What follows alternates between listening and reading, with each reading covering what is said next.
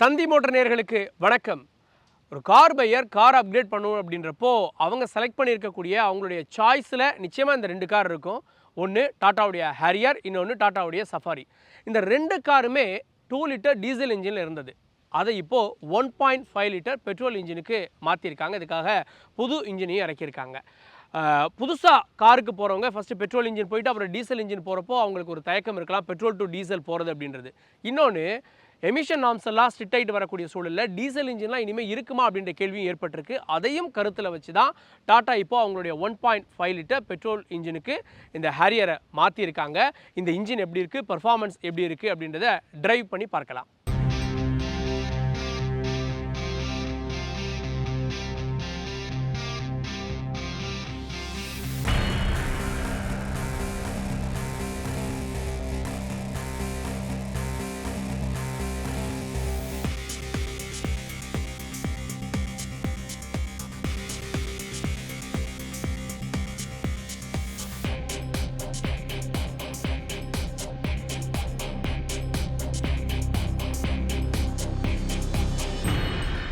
இப்போ நம்ம கூட இருக்குது ஹேரியர் ஆட்டோமேட்டிக் உடைய டாப் அண்ட் வெர்ஷன்.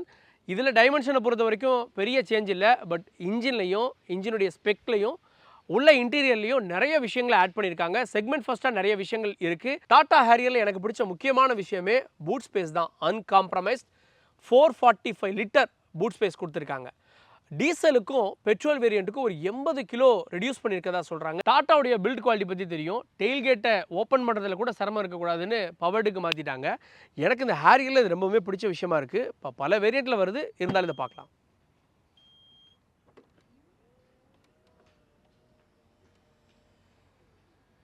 ஒரு குட்டி ஊர் உள்ளே உட்காந்துக்கிற அளவுக்கு ஸ்பேஸ் இருக்குது. ஹேரியரை பொறுத்த வரைக்கும் அதோடைய டயர் சைஸ் ரொம்ப முக்கியம். 16, 17, 18 இருக்குது. இது டாப் எண்ட் அப்படின்றதால 18 இன்ச்.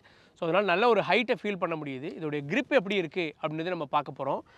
இவங்க 18 இன்ச்சில் பிரிட்ஜ்ஸ்டோன் டயர் கொடுத்துருக்காங்க. அதோடைய எக்ஸ்பீரியன்ஸ் எப்படி இருக்குது, டயர் நாய்ஸ் உள்ள வருதா அப்படின்றதையும் பார்க்கலாம். டாட்டாவுடைய இந்த ஹைப்பீரியன் இன்ஜின் எப்படி இருக்குது? இந்த இன்ஜின் வந்து அவங்களுக்கு புதுசு இல்லை. ஏற்கனவே அவங்க கர்வில் லான்ச் பண்ணியிருக்காங்க. சியாராவில் இருக்குது. இப்போது அந்த இன்ஜின் தான் பார்த்துட்ருக்கோம். டீசல் இன்ஜினை விட பெட்ரோல் இன்ஜின், அதுவும் 1.5 லிட்டர் அப்படின்றப்போ அது எப்படி பவர் கொடுக்கும், அப்படி பவர் கொடுக்குறப்போ அதனுடைய நாய்ஸ் எப்படி இருக்கும், வைப்ரேஷன் எப்படி இருக்கும் அப்படின்னு பல கேள்விகள் இருக்குது. எல்லாத்தையுமே இப்போ பார்க்க போகிறோம். இதுதான் ஹைப்பீரியன் இன்ஜின். ஸோ என்னதான் இருந்தாலும் இது டர்போ சார்ஜ் இன்ஜினாக இருந்தாலும் கூட அதனுடைய நாய்ஸ் உள்ளே வரும் அப்படின்றதுக்காக, நாய்ஸ் கட் பண்ணுறதுக்காக ஸோ இங்கே ஸ்பாஞ்ச் கொடுத்துருக்காங்கன்னு பார்க்குறோம். நாய்ஸ் கட்லாம் கொடுத்துருக்காங்க. நாய்ஸ் கட் ஆகுதா இல்லையா அப்படின்றத பார்க்குறோம். ஒரு கம்ஃபர்ட்டாக இது உட்காந்துருக்கு இந்த இன்ஜின். ஸோ பெருசாகவும் இல்லை, சின்னதாகவும் இல்லை, கம்ஃபர்ட்டாக இந்த இன்ஜின் உட்காந்துருக்கு அப்படின்னு பார்க்குறோம். ஓகே, இந்த பெட்ரோல் இன்ஜினில் வைப்ரேஷன் இருக்கா அப்படின்றத நம்ம ஒரு சின்ன வாட்டர் பாட்டில் வச்சு டெஸ்ட் பண்ணிடலாம். வாட்டர் பாட்டில் வச்சாச்சு. வைப்ரேஷன் எப்படி இருக்குது? வைப்ரேஷன் இருக்குது.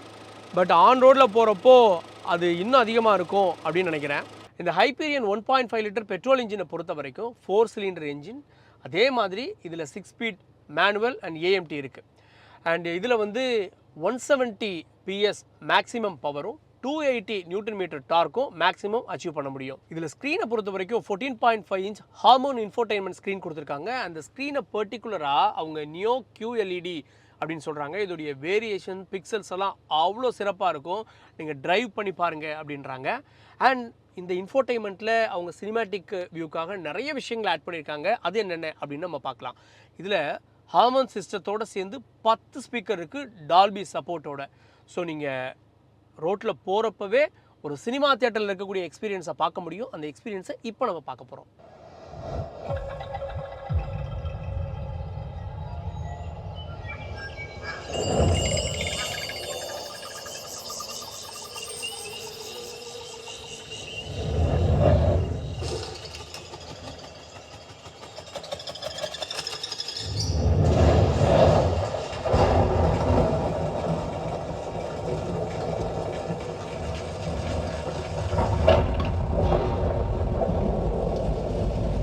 கேமராவை பொறுத்த வரைக்கும் 360 வியூ கொடுத்துருக்காங்க. இப்போ எல்லா கார்லையுமே அது வருது. ஆனால் செக்மெண்ட் நியூவாக கேமரா ஆட்டோ வாஷ் அப்படின்னு ஒன்று லான்ச் பண்ணியிருக்காங்க. அது என்னன்றதை இப்போ பார்க்கலாம்.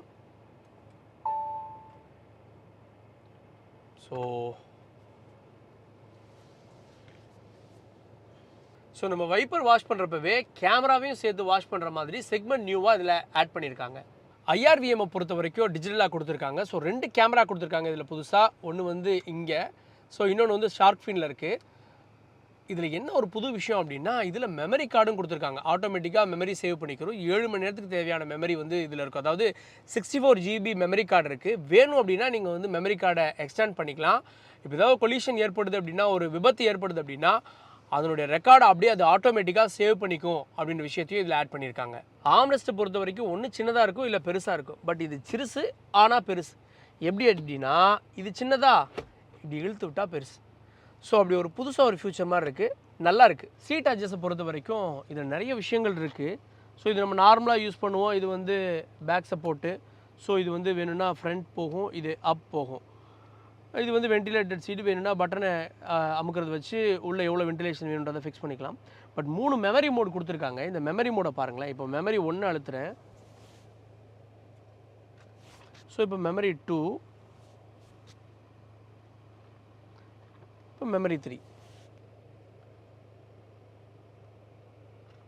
ஸோ இப்போ ஒரு 3 பேர் கார் ஓட்டுறாங்க அப்படின்னா, ஒவ்வொருத்தரும் ஒரு மெமரியில் அவங்களுடைய பொசிஷனை சேவ் பண்ணி வச்சுக்கலாம். அதுக்கு ஏற்ற மாதிரி நீங்கள் ஏறினீங்க அப்படின்னா, இதில் செட்டிங்கை மட்டும் மாற்றினீங்கன்னா போதும், உங்களுக்கு ஏற்ற மாதிரி சீட் அட்ஜஸ்ட் ஆகிக்கிறோம். சன்ரூஃபை ஓப்பன் பண்ணதுக்கப்புறமா உள்ள ஒரு வெளிச்சம் வருது பாருங்கள்.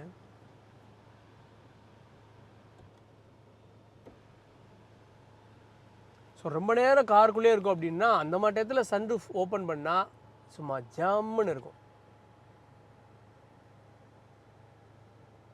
ரொம்ப நேரமாக பேசிகிட்டே இருக்கானே, பாம்பெடுத்து வெளியே விடியா அப்படின்ற மாதிரி ரொம்ப நேரமாக ஸ்பெக்கெல்லாம் சொல்லியாச்சு.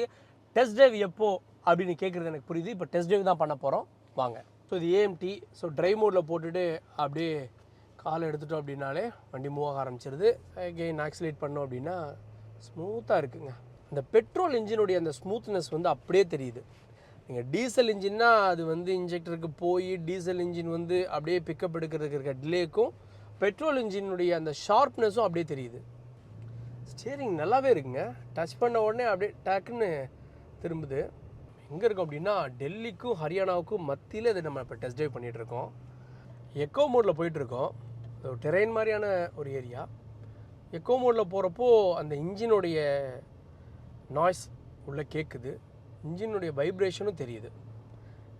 ஏன்னா டர்போ இன்ஜின் அப்படின்னாலும் பவர் உங்களுக்கு வேண்டுறப்ப கொடுக்கும். பட் நாய்ஸ் வந்து நிச்சயமாக கேட்குது அப்படின்னு தான் சொல்லணும். பட் தேவையான நேரத்தில் அப்படியே பிக் பண்ணி அப்படியே டக்குன்னு கொடுக்குதுங்க. ஸோ அட் லாஸ்ட் நம்ம ஸ்போர்ட் மோடு போட்டாச்சு. வாவ், ஸ்போர்ட் மோடு போட்டதுக்கப்புறம் அப்படியே பிக்கப் அள்ளி கொடுக்குதே. ஸ்டியரிங் நல்லா இருக்குங்க. ஸ்டியரிங் வந்து அப்படி டச் பண்ண உடனே திரும்புது. வாவ், சிங்கிள் ஹேண்டடாக ஓட்டுறவங்களுக்குலாம் நல்ல ஸ்மூத்தாக இருக்கும். பள்ளமேட்டில் விட்டு பார்க்குறப்ப தான் அந்த சஸ்பென்ஷனை ஃபீல் பண்ண முடியுது.